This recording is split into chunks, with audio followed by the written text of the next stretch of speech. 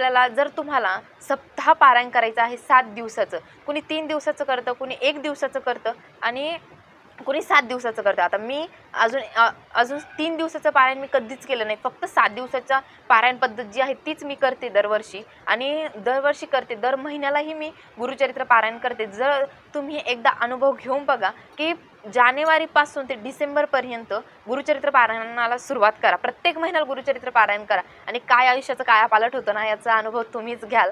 तर आता गुरुचरित्र पारायण हे कसं करावं? तर गुरुचरित्र ग्रंथात दिलेलं आहे की आपण हे शनिवारी सुरू करायचं आणि याची जी सांगता आहे ती शुक्रवारी येत असते. तर तो शुक्रवार जो निजानंद सरस्वतीचा वार असतो.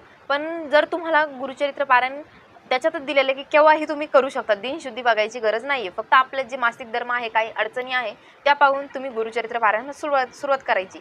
तर आता ठरवलं की गुरुचरित्र पारायण करायचं, तर आदल्या